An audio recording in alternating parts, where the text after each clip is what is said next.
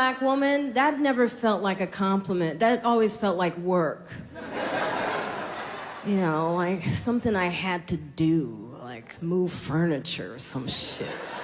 Someone was like, hey, what you doing on Saturday? I got this heavy couch. I need a strong black woman. Hello, YouTube. Welcome, welcome, welcome. Welcome back to my channel. Live on the set with D. I'm your girl, Deanna. And we're going to get into it today, guys. See, I got my Protect Black Women hoodie on. It's one of my favorite hoodies. Shout out to Ibn Sharif Shakur and Culture Creatives for the hoodie. Maybe having some really good sloganed shirts. And I support them, and you should support them too.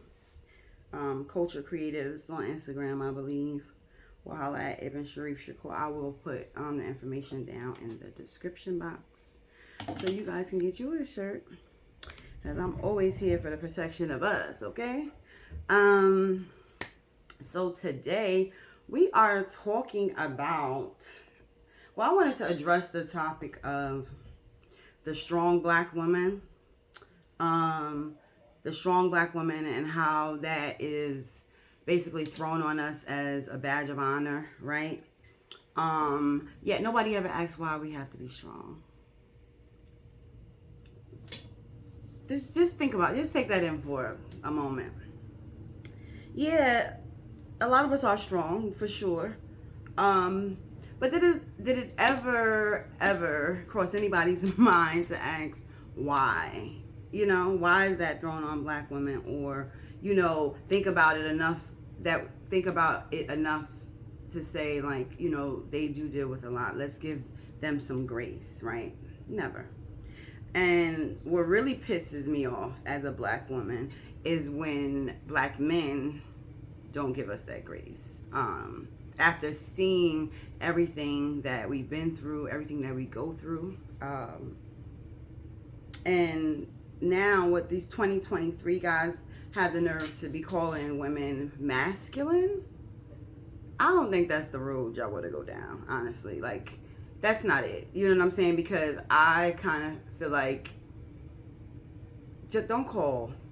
You know what I mean? We may have some masculine traits, just like you guys have feminine traits. It seems like it's a lot more feminine traits than there is male traits. But, you know, that's another show for another day. But yeah, I feel like we've had to take on a lot as black women, and a lot more than other women deal with and take on. You know, I feel like other women are celebrated in their femininity, and, you know, it's promoted more. Like, you know what I'm saying? Like damsels in distress. Where I feel as though people have thrown that strong black woman on us to the point where they don't even see, like, when we need help, they still don't even see that we need help. You know what I mean? Like, when we are hurting, they still don't see that we're hurting. When we are crying out for help, it's like, you know, an excuse or a cry for attention. I'm really not sure what people see, but what I want people to know and to understand is that we are women. Just as much as we are strong and pit bulls in the skirt, we are delicate, just as soft as a flower. We get very vulnerable, especially us who take on a lot, who take on not just what we deal with, but like we have it in us to serve our communities. That's a lot. You know what I mean? Dealing with your community and things of that nature. When you take on issues involving your family, like, that's a lot. I'm not a mom yet, but for women who just are mothers, period, the emotional, physical, and mental toll that goes through a woman when she's preparing, and I haven't even experienced this yet, but I give them much grace, of a woman who's having a child, like your body changing, you feeling those changes, and then having to carry a baby for 9 months and having to sit with that child and bond with that baby. Like, the daddy can go wherever, you know, mama's babies, daddy's babies. I think about that. Then I think about how we got here. You know what I'm saying? Like, how do we even to this point. I think about women back in the day. I think about women like my grandmother. My grandmother actually picked cotton and raised 11 kids. Shout out to the grandmothers, like the real grandmothers out here that made something from nothing. You know what I'm saying? I'm just thinking about this. She had to raise all her kids, and I'm sure she probably had to raise some white kids too. But people don't think about that. Think about the women who had to see their husbands and their sons getting ripped away from their family, or demasculated in front of them. And you still have to be strong for your family, because you still have to raise not only your kids that you got to put to the side, because you have to go raise somebody's white babies. And you want to talk about strength? Then I think about when they introduced welfare and things of that nature to like keep the black father out of the household. You know what I mean? Like so many systemic things that have happened to us. You know, and people just act like they don't understand the plight of a black woman, and I'm just not understanding how. I'm not understanding how. And yeah, we had our husbands taken out for the trade of, you know, the government coming in to help and everything. So it's always a systemic issue. Like whether when crack was introduced, you know what I mean? People out there selling crack, even though they said that crack was put into the neighborhoods to get people to sell the drugs. But you know what I'm saying? That's neither here nor there. What I am saying is, though, so many occasions, even now, so many occasions where we had to be strong. Not that we wanted to be, but we've had to be. We've had to be strong. I'm going to just tell you a little bit about my story before I even get into, like, you know, all other stuff, the scriptures and the articles and everything, but just a little bit about my story. I grew up inner city neighborhood. I'm from Jersey City, y'all. Jersey City, New Jersey, repping the set. Grew up on Stegman Street. Stegman. Shout out to everybody who grew up on Stegman between Ocean and Garfield. I grew up in I would say a loving household. You know, I knew my mother loved us and everything like that.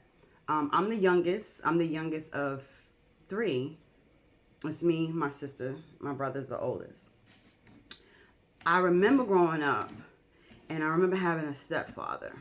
My father wasn't around. I didn't grow up in the house with my father. And mind you, I'm the youngest. Keep that in mind. I remember, I'm sorry, guys. I gotta take this gum out. I'm just thinking about a teacher, like, take that gum out of your mouth. Hold on. I'm sorry. But, yeah, just imagine me growing up. I'm the youngest of 3. My father's not in the house. I don't have a relationship with my stepfather like that. I don't know, maybe he upset because obviously my mother had another child. My stepfather was, had an issue with alcohol and drugs. So that's that. So yeah, stepfather house, and no, I didn't have a connection with him, right? Didn't have a connection with him at all. And then my father's not there. So it's like immediate as a baby, as a young child, unbeknownst to me, you know what I'm saying? I know I have to deal with said person because obviously it's my mother's husband. You know what I'm saying? I have to deal with him, and everything that comes with him because my mother's dealing with him and everything that comes with him. So kids take on that, you know.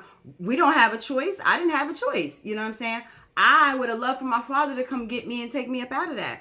But daddy was living his life or whatever was going on, you know. I didn't get that relationship with my father until I was 22 years old. I'm 37, by the way. I know I don't look it up. That's because black don't crack. But anyway, that's neither here nor there.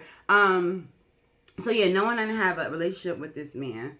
Was like forced to call him daddy, which every time I said it, I just cringed. And not just me, my sisters, well, they didn't have a good relationship with him either. Obviously, the drugs and alcohol played a major part. But my mother loved this man, loved him.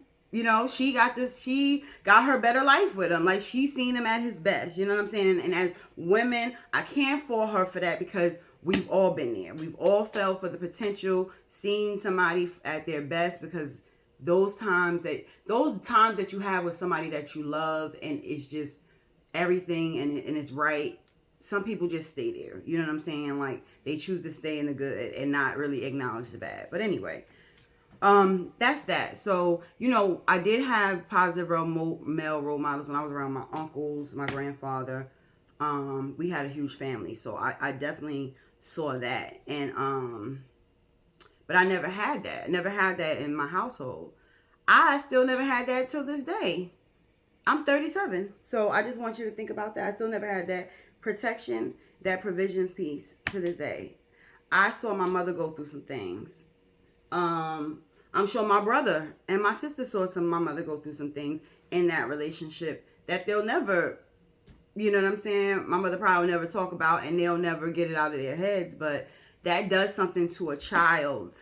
It does something to a child when you see your parents in an abusive relationship, and you're too small to do something. I can imagine what it does to girls, but my heart goes out to men who have to see their mothers in an abusive situation and they're too little to do something about it. That plays in your mind, okay? For some of us, we fall into those situations, and others of us, we make a promise to ourselves that it'll never be us.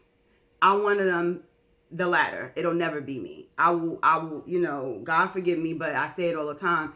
Don't ever put your hands on me. Don't even try to put your hands on me. It's something serious. Because I'll call your mother and tell her to get your plot ready. And I'm serious. And you two probably gonna get me for that, but I'm dead serious. And that it may be a trauma response, call it what you want, but I never, you know, and this is not knocking people who find themselves in abusive situations. This is not that. I'm speaking on my experience and what I've been through. But yeah, that does something to somebody. You know what I mean? Like, it does something to you as a person, and you get these defense mechanisms, whether you toughen yourself up and you don't let people really walk over you like that. I got a nickname from when I was younger. He was called me Debo. You know Debo's from Friday. Right? So, and in college, it stayed with me, like Debo. And you know what? And I used to get upset, but I knew after a while, it was because of me being tough or not taking no mess from men. That's what people always told me, is you don't take no mess, you just tough. And that's just because of the things that I built up from not being protected by men. It's something I want that as a woman. I would love to have that. I would love to have a space where I could be vulnerable, and still go out and do what I need to do in the world. You know what I'm saying? But to have that in your household is different. Girls with fathers that were active and present in their lives will let you know, like, yeah, my daddy told me, you know what I'm saying, not to do this or not to this or that. And sometimes we don't even talk about it. A lot of men that are fathers teach their women teach their daughters not to need men when they grow up. Why? Because I guess they know how men are. You know, it's like, yeah, I want you to be married. I want you to be somebody's wife and a great mom and this and that and the third. But I always want you to have your own. And I think that's just a good parent, just telling their child, not wanting them to rely on anybody, not ever wanting them to be in a situation where all your eggs is in this basket with this guy, and now he can put you out, he can put your kid out, he can, you know what I mean? You have nothing, like, but yeah, it's not praise for some reason. It's very weird. But anyway, seeing my mom grow up and take care of everything, we never wanted for anything. We never wanted for nothing. But that puts you in a place. It's like, I want to get my mother a house. I want to retire my mom, because I seen what she been through and still had to keep going. Because had she stopped, and I want you to think about this with your mothers too. Had she stopped, where would you be? Regardless of what she probably couldn't do for you or whatever have you, she provided the basic things that you needed. And when she was able to do better, she did better. Like, and if my mother took the same route, I'm thinking that my stepfather took or my father took, where would I be? You know what I mean? So as much as I go back and forth with her, don't worry, that mommy daughter video is coming too. But you know what I'm saying? As much as I go back and forth, I love my mother and I thank God for her, because if it wasn't for her, I don't know, honestly, truly, where I would be. I thank God she had that strength to press on, and it was plenty days, honey. I know it wasn't easy, but I'm grateful that she pressed on. So I'm just saying that to say, like, experiencing that in childhood, you know what I'm saying? Seeing your parents heartbreak over a relationship or so much they put into a man, it didn't work out for them. And then growing up, you know, being strong, because I was taught to be strong unconsciously through my mother, through watching my mother, through watching things with my aunts, and you know, just other women that I see, people in the neighborhood. You see things all the time, and then get in a relationship, you know what I mean? And the crazy thing is, like, they say even if you didn't grow up with your dad or your mother, you will still pick men like them. That's crazy. You know what I mean? I mean, I didn't think it was true, but in a way, I definitely believe it. But anyway, puppy love, you know, it was different. It was, you know, I felt a little protection, but we was young. You know what I'm saying? Then got older, and I was in a relationship for damn near 10 years, right? And I left out of that relationship just feeling like unprotected, like unvalued, unseen, you know what I mean? Which brought me back to feelings of my childhood that crept up on me in my relationship, which is crazy. But think about that. Like, I spent all of my 20s with a man, and after the relationship was done, just to realize, like, it probably wasn't what I thought it was. You know what I mean? Like, and I'm not saying it wasn't what I thought it was. I'm grateful for the relationship, but it does something to you when I cried at the end of that relationship real bad. Real bad. Like, I'm probably the worst I've cried. Maybe not yeah, probably the worst I've cried. Because it was like love leaving, kind of. Like, I knew it was nothing else I could do to salvage this relationship. It's like I had to walk away from it. It's like I had to. If I didn't, I don't even know, honestly, where I would honestly be at this moment if I didn't. But my ex couldn't even console me in that moment. And that's probably the most vulnerable I've ever been. But just think, I don't know. Hold on, y'all. Hold on.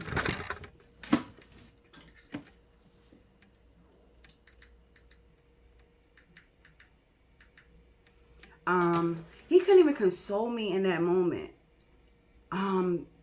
That really hurt. Like, that to me was just like, yo, damn, did he even care? Did they see me crying? Is anybody here? But the crazy thing is, you know what's crazy? It makes me think about early on, like when we first started dealing with each other. And I remember we went on this double date to the city, to Times Square, whatever. And when I used to get stomach aches, bad stomach aches, like for not eating or whatever, I don't know. I can't stand up straight. Like, I can't, like, I have to bend over just so the pain can be, the pain could be bearable. But I remember walking bent over, and he like trying to pull me up, like, get up. And I'm like, my stomach hurt. What is wrong with you? You know what I'm saying? But I'm saying that to say, red flag. I should have knew better in the beginning of the relationship. Like, no type of sympathy or empathy or none of that. You know, of course we grew to love each other. I knew it was love there, but he loved me the best way I feel like he knew how. Or maybe not. Maybe it was my body or my popularity. He was popular too. But anyway, I'm just saying, think about that. I don't know what's going on with this light. And why it's doing this? Hold on. So yeah, it's like never protected, never. And then I did have an ex-boyfriend that I thought would always protect me.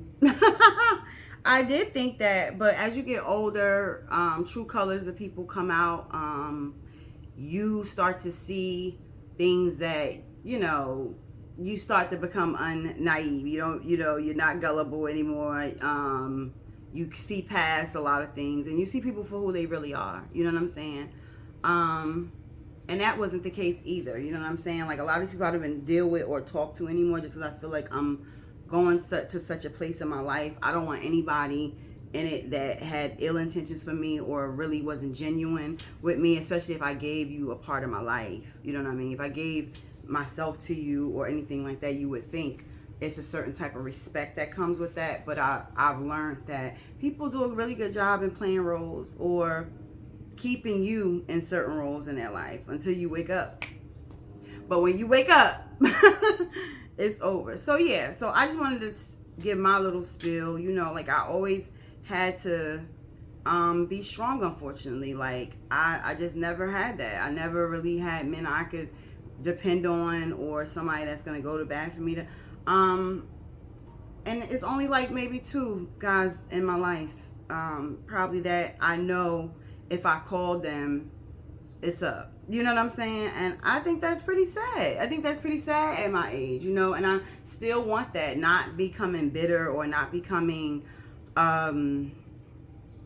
you know, just bent out of shape off the fact that this didn't happen for me or I didn't have that. I'm still a hopeless romantic, and I choose to believe that God definitely has something great out here for me.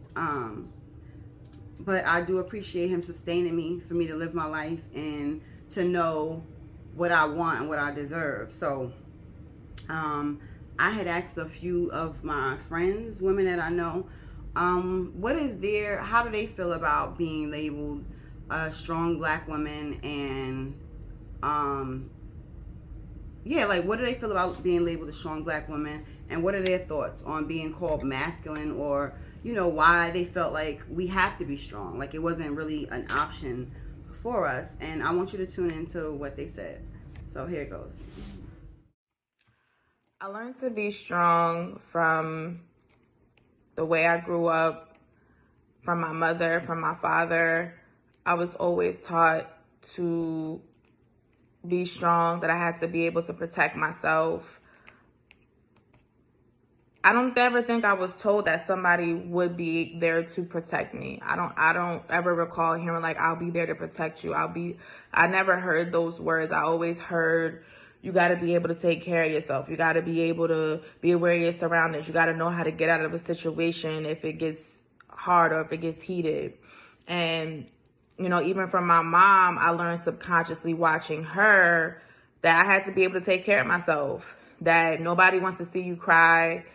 Don't show the world that you're crying. Don't show the world that you're hurting, because it makes you look weak. It makes you seem like you could get taken advantage of. Or, you know, I just never saw my mother express how she truly felt to anybody. I saw her do that by herself and then go out into the world with a brave face. And a softer life for me would be, you know, just a hug, you know, just really having, even just someone just giving me that hug, making me feel like I'm protected, making me feel like they got me, you know, and I can just put my shoulders down and I can just relax and I can just breathe because I feel protected. Being strong, I think strength.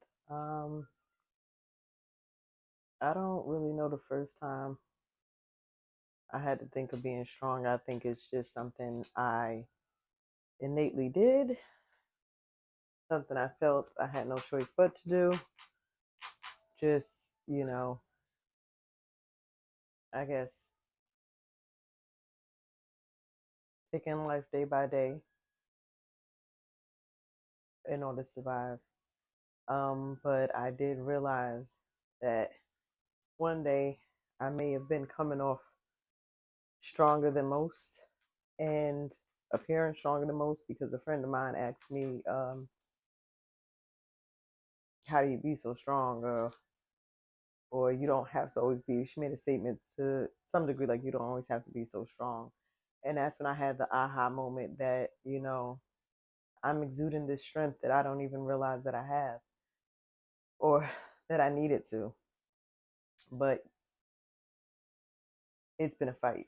So a while ago, I, was scrolling through Instagram and I saw this post by this female who eloquently kind of said, essentially that she was tired of being labeled as a strong Black woman, right? Because she didn't want all of the misconceptions that kind of come with it, right? She said treat her like she's fragile because she didn't want to be considered strong, because strong people aren't given the same sort of consideration as others. And the reality is, that's essentially what happens when you're consistently labeled as a strong Black woman, right? It doesn't give you the same room to be vulnerable, because a lot of times you don't get the same sympathy as other people. People tend to think that you'll just take it, take the little knock on the chin and keep going, right? That you'll be able to always figure it out and that you always have it handled. And you can't just kind of sit and fall back. And the reality is, in a lot of those cases, you don't have the choice, but it doesn't mean that you're not breaking down or that you're not struggling through it. But you're in a position where you don't have the luxury of expressing that. And honestly, that's probably the hardest part of being considered a strong Black woman.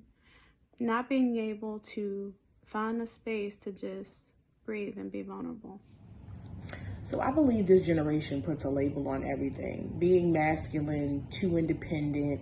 Back then, that's what we called just being a single mother. Growing up, watching my mom, she had no choice. And I think that's what we are. Us as single women, us as single mothers, we have no choice but to do it ourselves.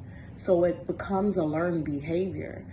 If we're in our 30s or 40s or however long, and we've been doing it for those many years, to tap into a softer life and have someone to come in and allow us to sit in that feminine, it's going to take us a while to adjust, because we've been doing this for so long. 30 years compared to 3 months, that's in no comparison.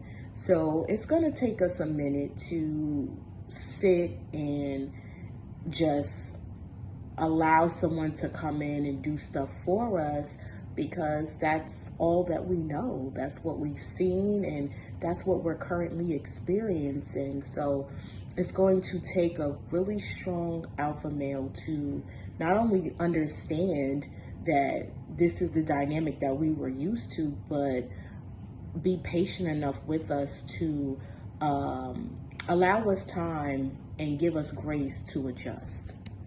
Hello, my name is Amanda. I'm going to speak from a perspective of a mother and someone who is divorced.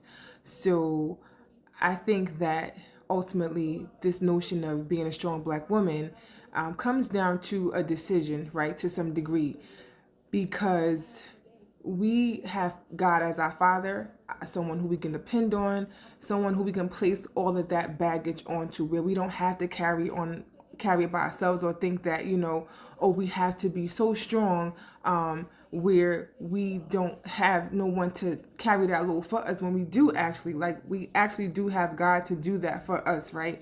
But I believe that we have to experience that or experience Him in that level to know that and to understand that. Even as someone who went through a divorce, which was, I'm telling you, I've been through hell and back, but by the grace of God, I don't look like what I've been through. But even having Him, I had no other choice but to fully depend on Him, and then have community, right? Community where I'm able to receive wise counsel. Everything that we may want to hear may not make us feel good, right? It is not supposed to make us feel good, but help us to grow, right? And help us to move forward. And I was blessed to have that, which included family, which included, people who had gone through what I had gone through. And then also too, I believe that being soft shouldn't be an error, right? It shouldn't be a trend just for now. We are women by nature, right? God designed us by women by nature. And so we have that softness in us, right? I think that in seeking Him, we're able to knock down those walls, the hardness, right? Where we can have that softness coexist with being strong in the areas that we need to be. Not that we have to carry this weight by ourselves or be so macho when we... Being strong, right? So I saw a post where a believe she was Puerto Rican, but I don't want to assume. She was definitely of Spanish descent. And she was saying how Spanish women are softer and how black women should be more softer, and that we're just too hard or too strong.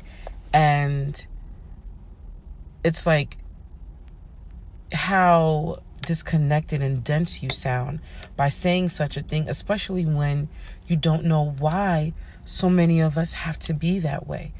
And many of us have to be this way because many of us are single mothers. And any situation could have brought us to that point, right? And then also we're in a world where the black woman is the least respected, the least protected, right? And the least understood. No one really likes to yield us grace, but the ones that actually see it and get it and understand. So while we're fighting every day to be everything to everyone that we have to care for, especially our children, and no one really taking the time to say, hey, go sit down and take a break. Yeah, that's why many of us have to be strong. It's not that we don't possess softness. We do.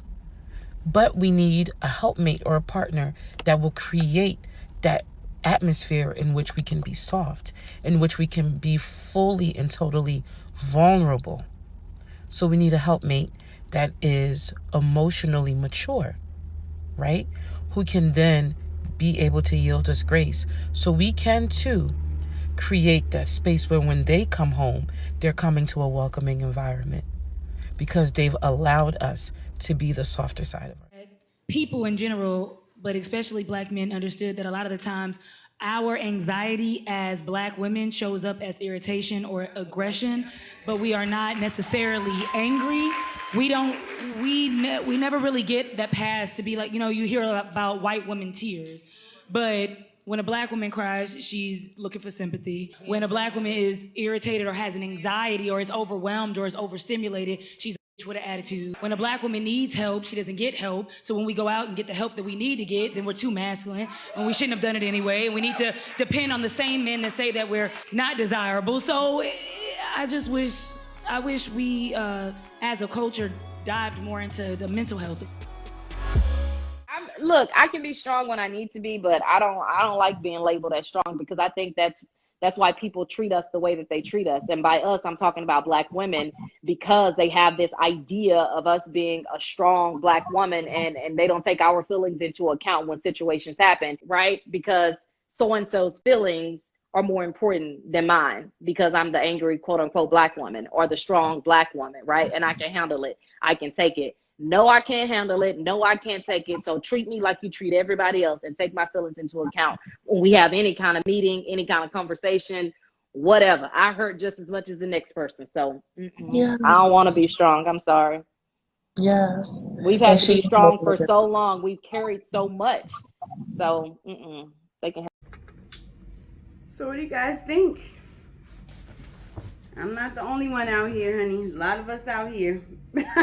A lot of us out here. And the sad thing is, like, these are women coming from different perspectives. You have the married woman. You have one of my friends, Emmeline. Her husband passed away tragically in Africa, left her with two babies, two boys. Oh God, like my friend Chanel, she has a son, 18, been raising him. Thank God, he's a good kid. It's just, like, I mean, you heard the ladies, you heard their experiences, and I think it's truly sad that we're not given the grace that we deserve, especially from black men. And I'm gonna keep saying it, like, especially from black men, because at the end of the day, other women don't deal with this by their male counterparts. You know what I'm saying? So that's that. Okay, so I'm about to put the shades on. My glasses. I got a few articles. I got an article I want to read from, and I think I want to read this whole thing. It's not really that long, but it's an article that was posted in the Y Syndrome, Empowering Women One Laugh at a Time, and the article is called "Stop Calling Me Strong," and it's by Nadija Ross. Okay. It says, I sit in my room sometimes in complete silence, complete darkness, and just cry. I cry to release all the things I do not and cannot say. I'm a strong black woman. While the people I surround myself with are wonderful and supportive, it doesn't change that internalized feeling of shame I feel. The feeling that someone is thinking less of me for being a woman with emotions. Take it in as I read it, guys. I have to be strong. I have to be strong for everyone else. It reminds me so much of a song I love, which coincidentally always makes me cry. Have you ever listened to Beyonce, Save the Hero? I listened to that after I read this article, and I've never heard it before. Let me know if you've ever heard Save the Hero before, because when I say it speaks directly to what Homegirl is talking about, it definitely doesn't. It's a beautiful song. It's a sad but beautiful song. Like black women crying out. I wish I could play it, but maybe in due time. Maybe Homegirl will give me permission later on in life. But anyway, if you haven't listened to the song, please listen to it. That song is black women all over the world. We are constantly holding it down, so much so that we are burying ourselves. We are drowning, and yet we still pull people to the raft. But we are left alone. We are dying. That is so true. And I think about times where I'm not even 100%, right? But I still have something, just a little something left in me to pull somebody up, to encourage another person, to uplift another person, to empower another person. That's just how we are. Think about black women in your life. How often do they rest? Do they even rest? Do they sit still? On weekends when there's nothing to do, do they always find something to do? Have you ever seen them cry freely? If you have, what do you think? I think about my mother. My mother does not, we cannot get my mother to sit still, yo. It's crazy. Like me and my sister, we laugh because my mother's always on the go. Even when we are resting, it's like she got an issue with it. It's like, Mom, listen, I didn't subscribe to that lifestyle that you living over there, sis. I didn't subscribe to that. I want to be able to rest and be on vacation, and you know what I mean? That's me. And I think she's learning from us, but think about that, though. How many of your mothers just don't sit down? And you know what? Also, it makes me think about a lot of celebrities who, I remember they had gave Evelyn Lozada, shout out to Basketball Wives. I had worked with Evelyn early on when I first started working in TV. I was like her assistant for Basketball Wives when they did their when they did their New York run. And I remember them giving her so much flack about her mother still living in the projects. Her mother don't want to leave. She's very comfortable. You know what I'm saying? Doing her thing, doing her hustle and bustle. She's not ready to sit down and live that life. Like people are very much comfortable in their corners. Black women go to work in emotional, mental, and physical pain, and we keep smiling. We cry in bathrooms because our pain is already invisible to most. When we come home, we're exhausted, but we have to still pretend because we are strong. We do anything other than take care of ourselves. We are not the priority. And it's so sad. And I could just think about moms or women, come home and got to put on a brave face and got to still cook dinner, put the kids to bed, make sure their husband is good. But what about when you come home and you can't, like mentally, you just can't do it. It would be nice. It would be nice to have somebody that understands our plight and what we deal with. I, a black woman, do not cry in public. I've held back tears at least 85% of my adult life. I do not cry in front of people unless it is socially acceptable. Funerals, for example. Why? Because I am conditioned to feel that crying is weakness. I had to learn to give myself permission to cry. I had to learn to give myself permission to do something I see people do on cue because my black woman tears are unfamiliar. I think that's extremely sad. It really is really disheartening, that my sisters, that we going through it like this all over and nobody cares to understand, because that's what it is. They don't want to understand. I think it's just easier to critique and to criticize, but we go through it a lot, a whole lot. We are so familiar with not being heard that we stop talking. A black woman will I'm fine you to death. Why? Because are you really going to listen? And I'm guilty of that. I'm good. You know, because I've been let down so much, even people acting like they care and still not doing anything. You know what I'm saying? Which is ridiculous. I don't understand people like that, but you just get to a point where you just kind of lose faith in people, and that's not a good place to be in either. At this point, you take our silence for strength because we always keep going. We are taught to handle everything. We are taught that tears are a sign of weakness, of fragility. However, the truth is there is so much power in the release. There's so much healing in letting those learned oppressive emotions go. And they are learned oppressive emotions because, like I said, we've seen women that we know have to put on a brave face all our lives, and look where it's gotten them. Sorry, I lost my place. There's so much healing in letting those oppressive emotions go. The strength comes when we stop hiding ourselves. Let's leave the you should have said something performances in the past. How many times do others silence us? How often are our voices eclipsed by someone else's privilege? Definitely, we gonna talk about that too soon. Has a black woman's needs been overlooked by your own?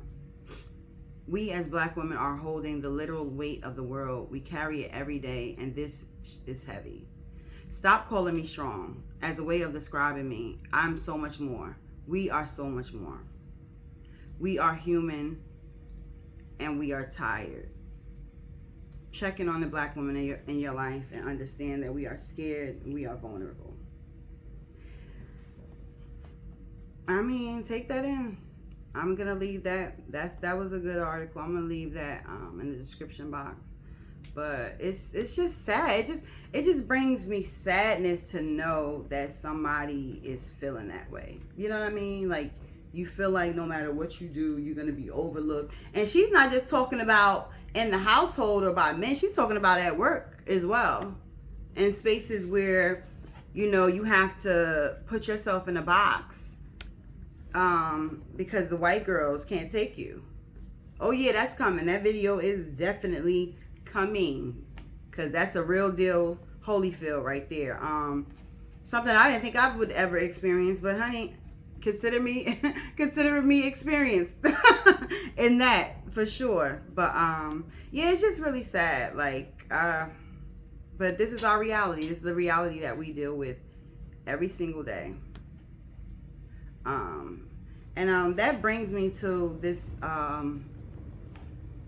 this meme. It's not really a meme, but it was this quote I saw on Instagram one day, and I reposted it before today, but I only reposted the first page. I didn't know it was like a whole situation, but I wanted to read this to you. I believe she's a psychologist, Nicola Jane Hobbs. But it says, growing up, I never knew a relaxed woman. Successful woman, yes. Productive women, plenty. Anxious and afraid and apologetic women, heaps of them.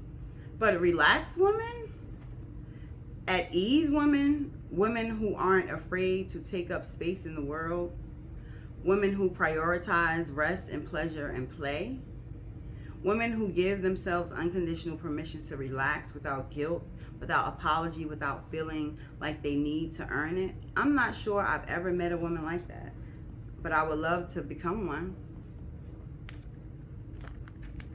Oh, I thought this was gonna, I guess it's not. The relaxed woman has the capacity to be with uncertainty and imperfection, to listen inwardly to her intuitive voice, to release control because she knows that not everything can be forced or willed or strived for. Rather, some things may be the most important things, like sleep, wisdom, and love, instead arise through release and surrender and letting ourselves receive. Often we begin becoming relaxed women by wait, hold on a second. I want to make sure I'm going in order. Okay. Often we've been becoming relaxed women by becoming aware of where we are unrelaxed, where we are not at rest, where we are not at ease, where we are not free. Relax into joy whenever you can, even when there is suffering in the world. Your joy doesn't hurt anyone. It might even heal them. The word relax comes from the old French relâcher, meaning to loosen, to liberate, to set free. Becoming a relaxed woman is in unshackling and uncaging and untaming. It is a process of setting ourselves and other women free. The relaxed woman is the self we have been taught to hide and despise. The sensual, curious, playful, pleasure-loving self. I agree. I feel like we've been taught to put up so many, I know I have walls up, so I apologize, future hubby. But you gonna do what's right to break them all down, so I'm not even concerned about that. But yeah, it's really sad. Like these are the things that we go through, and I can just speak for myself. I've been in a place since, I want to say, like August. Yeah, since like August. I was released from my job the end of August. The end of July. And crazy, I had my TV show came out in August, which was The Love Experiment. If you guys watched, let me know down in the comment box. I was the associate producer on that show. But so many things have happened. Like I've been asking God, oh yeah, God, just show me myself. Just show me myself. I always want more, like, or be able to put in a position to do more, to serve more. And that's been my prayer all year, and I kind of feel like he's been showing me myself ever since I've been released from that job. It is crazy because I've been dealing with so much, but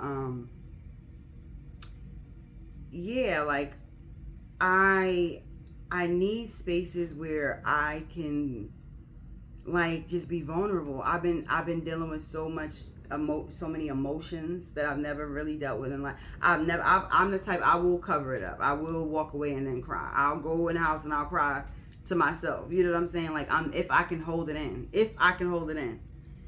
And I've been it's been like, I don't even know how to describe it. It's like the tears. I've been crying a lot. I've been dealing with a whole lot of emotions. I've been dealing with things mentally, spiritually, and emotionally since then.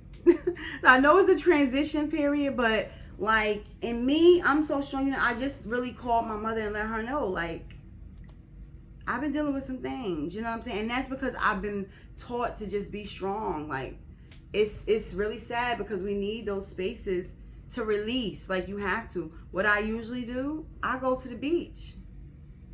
I go on vacation. I like the water. The water calms my soul down so much. Y'all don't even know.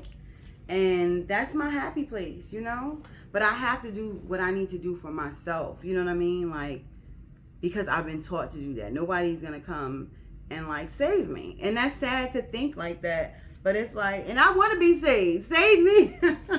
I know people out here don't want it, but a lot of us do. A lot of us want to be saved. And it's really sad. And it's like, I still have, thank God I have my relationship with God, because if it really wasn't for him, I don't even know. I still struggle with being vulnerable with my own father. And that's because I really don't, you know, I'm getting to know him now, but, you know, we still have our, you know, our little issues or whatever. Like, it's not, but it's like, to even think about that. And the crazy thing is, I thought about, I should call my father. And then I was just like, no, I'm not going to call, because I don't even know how he would react to me being vulnerable like that. That's sad. That and you wonder why we're strong. And I hope men really watch this video and understand that y'all gotta stop. Like, y'all have to stop. Y'all gotta give women a lot of grace for things that, like, your mothers, and I get most of y'all didn't have the best moms. That's nobody's fault. We're not here. Most of us was your second mother, okay? Let's be clear. If we want to be real honest, you know what I'm saying? Until we knew better and chose ourselves, until we realized we weren't growing together. You know what I'm saying? And then y'all had that nerve to have, like, resentment about that. Like, I don't understand. I don't get it. And honestly, and I'm going to say it, I don't care what nobody got to say. I don't find it attractive. I don't find it becoming. I don't find that real men take in the pride and pleasure of bashing women, or having these women hate filled podcasts or whatever you have. I see it a lot. I never knew men to act like that. This was going on in this year and last year, ever since this pandemic. This is all new. And any woman of my caliber, and you can say what you want, or my friends, I know a lot of women are good women out here, and they wish they had somebody, had a companion, you know what I mean, had somebody that they could live out their life with, had somebody they can build a life with. And I'm hopeful that these women will get that in life, and those men who deserve that, they'll get those women as well. But you men out here, you 2023 men that's full of this zest and this spiciness and this sassiness, talking about women are masculine. If a woman's masculine, sir, or ma'am, rather, maybe I should call you, it's because y'all, if she's feeling a void that a man didn't feel. Okay, let's be clear. Your mothers went through it, your sisters went through it. You probably put a woman through it, okay? So all y'all fathers out here talking about mad because women are out here going on vacation or they're living their best life, and you trying to figure out how she's still doing that. Possibly because she's blessed, doing what she's supposed to do, and filling in where you're supposed to be, filling in for what you're supposed to be doing. Okay? I don't understand men who, oh, it's not my responsibility. No, I don't think women expect you just to be taking care of her off the jump. Now, you probably got some women that do. I don't know. I'm not talking about them. I'm talking about respectable women who get up every day and are productive citizens, okay, of this country.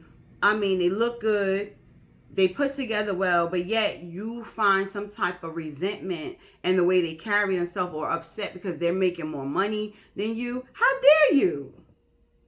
How dare, that's not even becoming of a man to sit there and be jealous of what women got going on.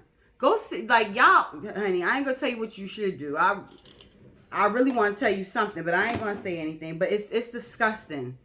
And a woman like me would never be bothered with y'all, so you ain't gotta worry about it. I'm not even going back and forth with you guys on Facebook. I'm not gonna do it. Not no more. I digress, because y'all need healing. Like, you know what I'm saying? I suggest a therapist. I suggest therapy. I could suggest some to you. But we didn't do it, okay?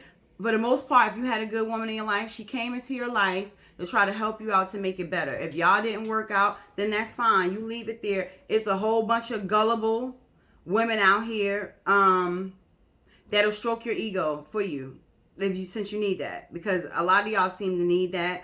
And I guess a lot of y'all don't find value in yourselves unless it pertains to your penis or your pockets. And as far as I know, a lot of women out here, we get into that bag, sir. So you can't control. And why do you want to control women anyway? With your money? I don't understand. Just give it to us. We'll take it gladly. You ain't got to control us with it. Just give it to me. Give it to me. Don't worry. I'll put it to some good use. Like, we need to get back to loving on each other. I don't know what type of traits those are. So if you find yourself huddled, like with men just bashing women, talking about how women don't do this and women don't do that or whatever have you, like, bruh, sis, y'all one step away from being gay. And that's just what it is. Just come out, and it's okay. It's fine. You know what I'm saying? Just come out, because real men don't do that. And I don't care what nobody say. And I'm sure I could get a whole bunch of real men to attest to the fact that they don't do stuff like that. When you're in a relationship, doesn't matter this whole what you bring to the table. I ain't never in my life. I wish somebody would what I bring to the table. You gonna ask me that today or the first day when I first met you? You not. Nope. I'll get up and walk away. And I guess I'm not liked in y'all demographic. And I don't want to be liked in your little demographic, okay? You don't even like yourself. You don't even know yourself, okay? Because if you knew yourself and your role as a man, you damn sure wouldn't be even engaging in such nonsense conversations and nonsense behavior. You know, are all women worthy or whatever you think you got going on? Possibly not. But just like you guys tell us, we chose them, right? You choosing these women. And I'm going to just leave that there. Sorry if I did a little rant, y'all, because I'll be mad. I don't like it. You know what I'm saying? I really don't like it at all. I'm going to get into another article, and I'm not gonna get into all that I wanted to get into, but I did want to talk about some of these stuff that I've seen on here because it's good. Hold on. This is from Psychology Today. And it was a TED Talk by Angela Bowden. And it says, what do you love most about black women? And these are responses that poured in from black men, right? Because she's so strong, quickly emerged, revealing that many black men struggle to identify the value of the black woman beyond her strength. And that's crazy. Like, y'all don't see us past our strength, like when we're, and I know it's not a lot, it's not all of them, but it's enough. This has been going on enough for people to be writing about it and for me to want to talk about it. These gender wars are for real and they're ridiculous. It's really ridiculous. Why is raising awareness of the harm of being a strong black woman important? Dehumanizing labeling influences a silent mental health crisis. It discourages black women to be honest when they are struggling with partners, families, members, colleagues, etc., elevating rates of depression and suicide. And that's so true. When you feel like you're not alone, you feel like you're alone in this world, that's what you kind of resort to. When you feel like you can't reach out to anybody, nobody cares to understand you. You have your girlfriends, but like women desire the company of men. You know, not just women. Like we crave the company of men sometimes, and it's really sad. We had to really create our own spaces to uplift and empower each other, where you really want that from a man, but thank God we have friends that step in and do this for us. But it's not cool. It's not cool at all. And this is for the women who just a little checklist for yourself. If you're experiencing that strong black woman syndrome, because that is a real thing, right? Ask yourself these questions. So you can kind of soften yourself up. Are you always in defense, fight, go-getter, or get it done mode?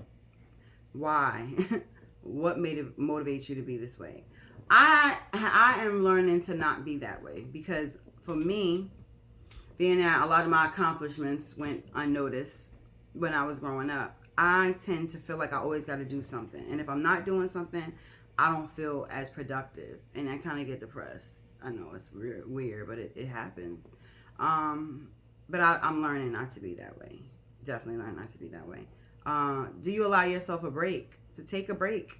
And I mean, and that's not just vacation, but, you know, just a day off.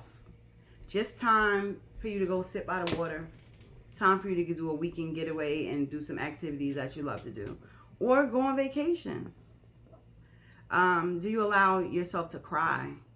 How do you perceive yourself when you cry? Like, when you cry, do you see yourself as weak, or do you just see yourself as vulnerable?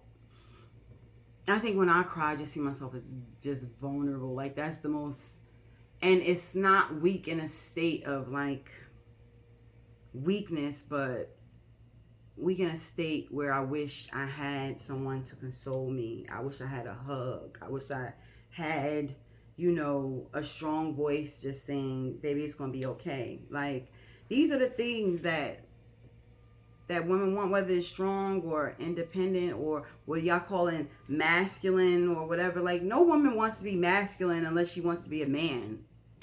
You know what I mean? So it's just weird. Do you ask for help? And how do you perceive yourself when you do ask for help? What is this experience like? I gotta learn to ask for help more often. I do ask, but when, you know, I'm only gonna ask once.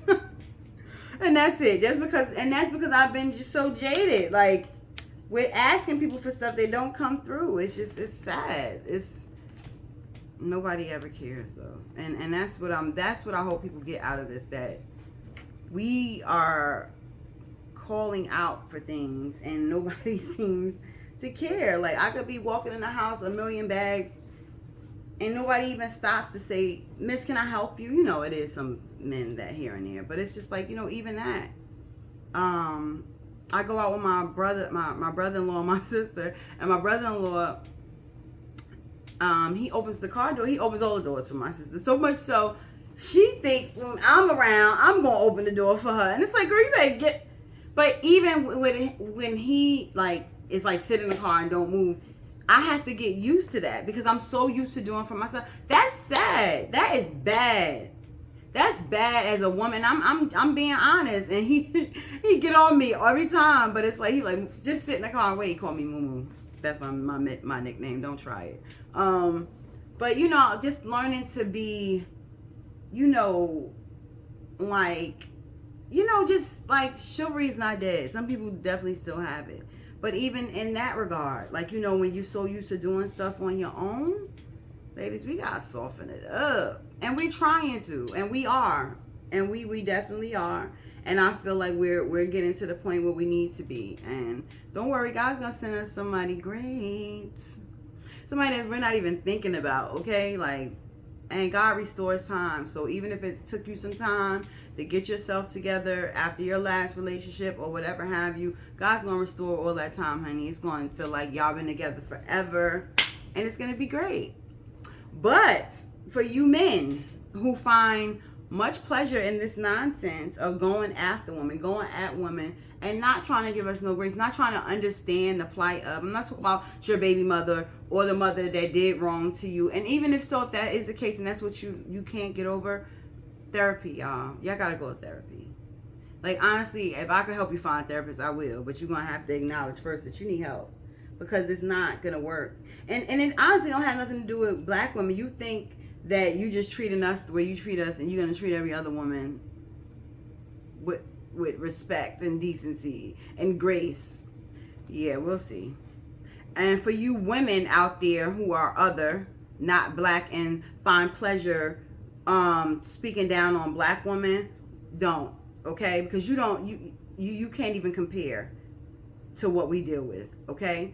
And this is not about, I hear it all the time, and it's sadly because I hear our men and other women talking about what we deal with. You know what I'm saying?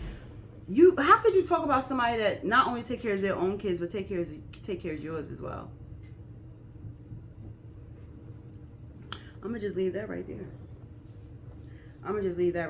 I couldn't even get into all my articles yet, y'all, but I got one more that I wanted to read, but even the ones that I didn't read from, I'm still gonna put those at the bottom. Okay, so I wanted to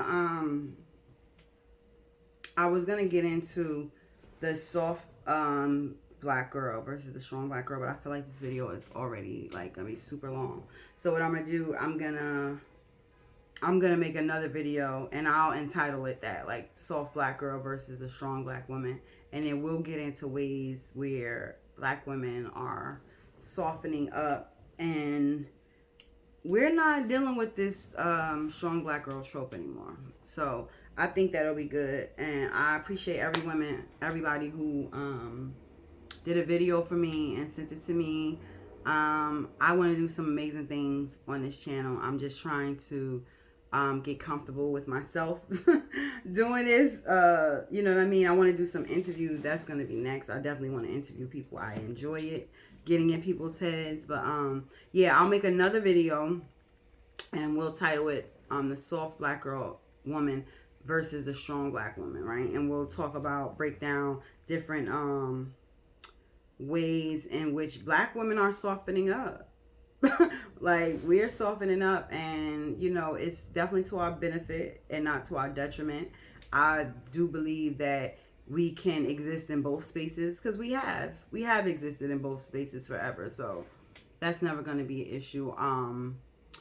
As far as men goes, guys, we really need each other. Like, you know what I mean? I'm talking about my black men, and I speak to black men because that's what I'm attracted to. That's what I love. We love y'all. We really do. And ain't nobody's going to hold you down like a black woman. And this is not to say not to find love where you can. But I'm just saying, you got to give us a little bit more grace. Like, it's not cool. A lot of the stuff that be going on between black women and men, it's not at all. You know what I mean? A lot of us need healing. A lot of us suffer from traumas. A lot of trauma bonding going on. Not enough love. Like, I don't even know a lot of people, I don't really think they even know what love is. And we're going to get into that too. But anyway, guys, I want to end this video because it's already like ridiculously long. And I be trying not to go over 45 minutes, but obviously I be going over. I want y'all to listen to, I'm gonna do, I do a playlist. I leave y'all songs every time at the bottom that resonate with the message. So I got a whole playlist at the bottom about just strong black women. Y'all remember Wait to Exhale? Wait to Exhale was all about black women wanting to be softer, like to find somebody to exhale. When the Exhale came out, that came out in 1994. It's 2023. Almost 30 years later. 30 years will be next year. And we still waiting to exhale. Ain't that something else? Shoot, better.